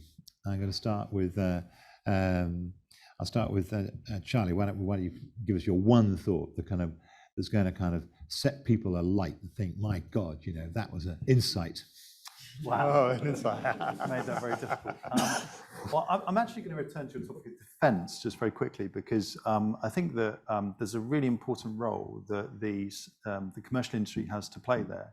And the core tenet of our business is transparency and making everything that's happening in the world visible. And I think that's transferable across all industries. So I think already today, the data is there and it's available for people to use. And I think that we need organizations and people with bright ideas and skills to kind of step forward and take on some of those challenges to deliver those use cases, to use space to help life here on Earth. That's good. Why don't we go with kind of the geospatial insight? Let's hear about what's the one big idea. I think in terms of I think it is an exciting time. I think we're now at this, perhaps I mentioned before this, we're now at a kind of switchover point between where data is now readily available, it's becoming affordable, it's becoming more rapidly available. So I think the challenge is how we flip that into real applications for different businesses. And if I've got one message, it's yes, if you're out there, invest in these type of businesses. Fantastic opportunity. That's what I'd say. Let's go to the catapult next. So one thought, I suppose sort of reframing the opportunity to talk about headlines around things like the climate agenda, Britain leading on climate, underpinned by space. Do we really lead on climate? I mean, the Prime Minister keeps saying, I'm weary of being, we're world leader in this and world leader in that. And you think to myself, we're world leader in claiming we're world leader. I mean, are we world leader in this area? I'll just comment briefly. Yeah, please do. If you talk about climate science, yeah, absolutely. Per investment in the country and per people in the country, and people in university, yes, without a doubt. You just have to look at the number of people providing the evidence for what is happening in the climate who are from UK based. And if you go to other countries, they're just quite a lot of UK people exported.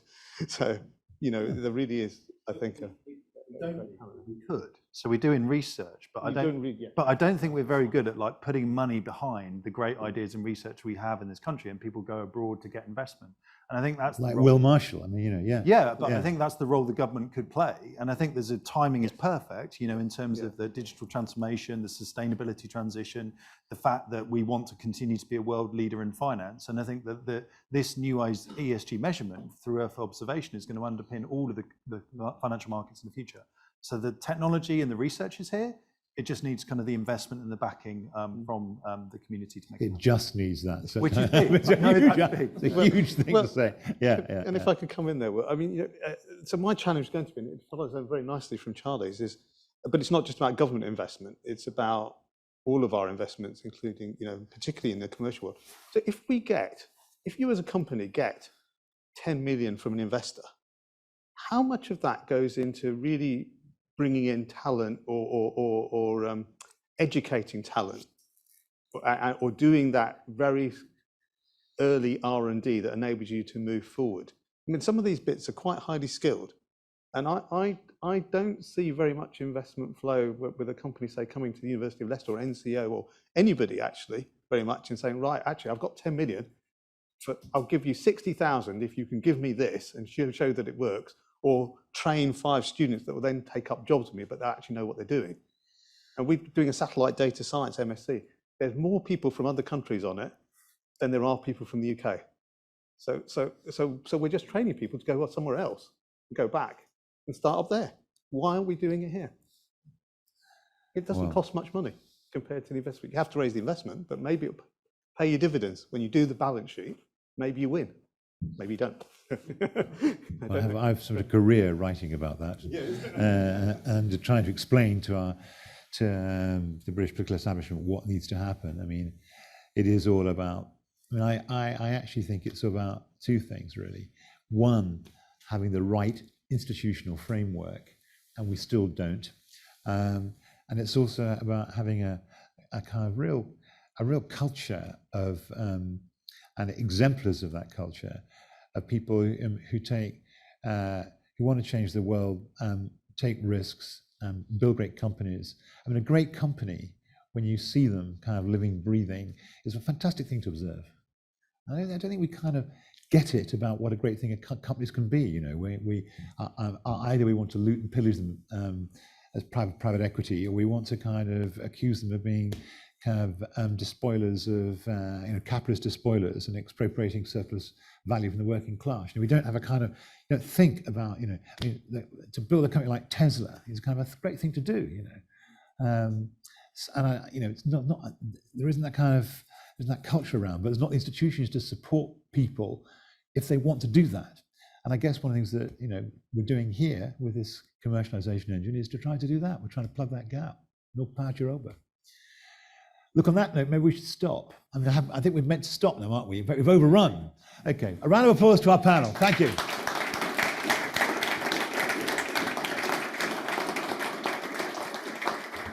Thank you, gentlemen. Thank you.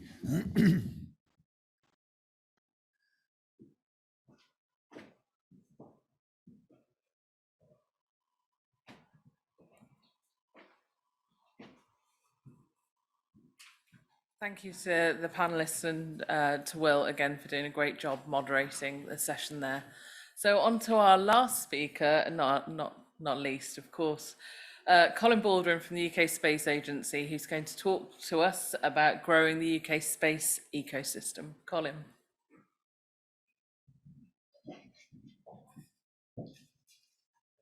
Thank you, Nafisa. It's amazing to be here. It's amazing to be in a presentation where someone's not going to shout at me that I'm on mute. It's just fantastic to be here. Last time I was on this spot, probably, or close to it, it was scrubby wasteland and shrubs, and just so much has changed. And it's amazing when you think back. It's quite easy to kind of gloss over the last year, 18 months, but the world has changed and a lot has moved on. So huge congratulations to the team here at the University of Leicester and their partners in the city for delivering this amazing building. Really looking forward to seeing it. I am going to try and go fairly quickly because we're running late. So I'm here from the UK Space Agency. You all hopefully know who we are. We're a key national delivery agency for the government space ambition. We've been in existence for about 11 years. And the point I'd like to make is that we're a changing organisation. There is a lot going on in the space sector, a lot of focus in government at the moment. And as part of that change, we have our first ever chief exec with a commercial background. And I think that will probably bring through some of the points that have been talked about earlier in terms of the way we are going to change and the way we're going to try and grow the space sector in the UK. It's probably never been a better time to be involved in the space sector in the UK than now. But we're building on a long-standing strategic ambition driven by the sector back in 2010, where Space Innovation and Growth Strategy set out its ambition for how it wanted to re-engage with government and how it really wanted to move things forward. And that was what set the scene for organisations like the Satellite Applications Catapult and the UK Space Agency to be formed. So we're now at this point where we've just launched the National Space Strategy, which a number of people have referred to. Coupled with that National Space Strategy is the fact that government has never been more interested in space and has never taken this holistic view of looking across the entirety of government in this way, looking at the military side, bringing it together with civil, establishing a space directorate in BAYS, who will be key to making sure that we get that coordination across the whole of government and are able to deliver this National Space Strategy. And of course, the other point is we now have a Prime Minister-led National Space Council who are going to be overseeing all of this and just making sure that government is delivering on these ambitions. So we're in the countdown phase. Will, you wanted to know which was the missing phase? It's countdown. We're counting down to, yes, indeed, counting down to the end of this year. There's a lot going on. We're in the middle of a comprehensive spending review, which will set 3-year budgets for government for the first time in many years, and it's going to give us a bit more forward visibility, which I think we're all going to welcome. We'll be in an ignition phase from 22 to 23, where government will start to set out more detail around implementation of the space strategy, As I said earlier, there's some very great ideas and what's not to like. We now need to drill down into that detail. And the other point I would make is that we're not going to be in orbit till 2030. Space programs are long, so it's really important that we think about. We're going to have a 3-year spending review, but this strategy goes much further beyond that. So that just because your greatest idea doesn't get that focus in that short term, doesn't mean it's not still on the agenda, doesn't mean it's not still important. This is going to be a long-term game that we're playing. I'm not going to talk much about the vision. You can all read that. Clearly, as I say, it sets up this long-term vision for ambition for the future. We have a set of goals, and there are pillars, and there's a 10-point plan, and you can go and read the 42 pages from cover to cover. But what I want to talk about is the section around this whole UK space ecosystem. And these are some of the key words from within it. I wasn't overly surprised when I saw them in print, and I'm hoping that colleagues in the room were not overly surprised as well, because there's been a huge amount of work over the last 18 months to pull together the best ideas and get them reflected in this strategy. And we already have a lot of opportunity across the UK. So from Goonhilly down in the south, southwest of Cornwall, all the way up to Saxe-Ford, where my chief exec is at the moment, if he's managed to get there by plane and ferry. And we are supporting sector growth across the country, but there are some gaps, and there's clearly opportunities for us to do more. And we've been working really closely, as I said, with partners, in particular Nafisa and her team in the Satellite Applications Catapult. And we really believe that we have these great ambitions of what we want to deliver from space, but we can't do it without the right ecosystem here on Earth. So we've got to focus down here as well as what's going on up in space. And we've developed this concept as well of an escalator of maturity of space clusters. And any part of the country can be anywhere on this cluster, or on this escalator. And it doesn't matter if you only get to a certain point. But what we want to see is everyone moving up this escalator of maturity and really delivering value based on what they have locally. So a whole UK ecosystem. I think the point I would make is that for every part of the UK, you're going to have a different recipe to grow your cluster, to grow your space ecosystem. But what we have done, working closely with, as I say, people, colleagues in the Catapult and others, is we've kind of thought about some of the ingredients that I'm going to go through now. And I'm going to share the ingredients, and then you can make your own recipe. I think the first thing is awareness raising. People get space, people get launch. Tim Peake was a huge milestone for the UK in terms of people thinking about, we have a space sector, but they don't actually realize what that means on the ground. They don't realize that actually all of those different intersections between different sectoral focuses. So, different parts of the country could be focused on gaming. And I think, some of the challenges we were talking about earlier in the EO panel around big data, I would love to see how we could get some of our gaming industry working on that data and making it more accessible. Financial services, agri-tech, space plays across all of those, but people don't realize that there is that opportunity. So then there's around understanding the capabilities and opportunities within a region. So what are you building out from? It could be a key university, it could be an industry prime, a technology cluster, a spaceport, all those intersections with other sectors. And then the other point is, where could you get to? What is your level of ambition to grow your space sector? One of the things that we think is hugely important is that local leadership. We can't sit there from Swindon, Harwell, London, telling different parts of the country how they should be growing their economies. Getting that leadership is vital. And I think, as I said earlier, huge testament to the team here who have years to build on the capabilities here at Leicester to develop the space park. And that's what we want to see elsewhere, that real drive. We're then supporting places to develop their local strategies and plans. So actually making sure that they can work out what they can deliver, what they need to deliver, and you know, have a plan to get there, and then link that into those local and national priorities. Building that community is hugely important. Space is about people. Space is about making connections, joining people up, because you're not going to raise awareness if you don't make those connections. And we've seen that impact of having boots on the ground, knocking on doors, understanding what the capabilities are in different parts of the community and making those connections to others.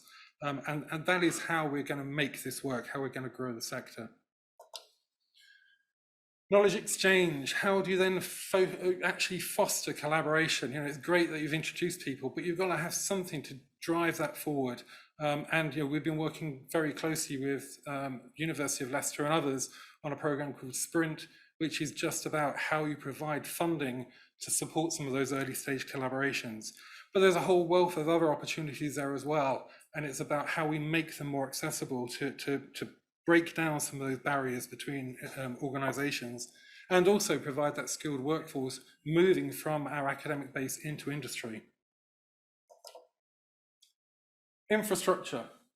Infrastructure, be that for research, development, or innovation, there's lots of ideas out there. What we're doing in the agency is trying to collate some of those ideas and get a better view and take a bit of a national view on all the ideas that are coming forward to make sure that we have the right infrastructure in the right place at the right time. But you know, physical infrastructure is what's going to anchor a cluster. That international offer as well. You know, we want to make sure that we were selling the UK as this vibrant space sector, but then when we get those companies here, we've got to get them into the right place so they can flourish, access that skilled workforce, partner and grow. And then finally, if we're going to create a whole UK ecosystem, we've got to connect those national capabilities together. We're already doing some work with the Satellite Applications Catapult on that, who've developed the Space Enterprise Community. So it's just been renamed. I encourage you all to join that community. It's a platform open to all where you can make those connections, ask for help, and you'll be put in touch with the people who can help you. So that's it. I'm going to finish there. I hope you've captured those ingredients. The slides will be shared, I think. Go off and bake.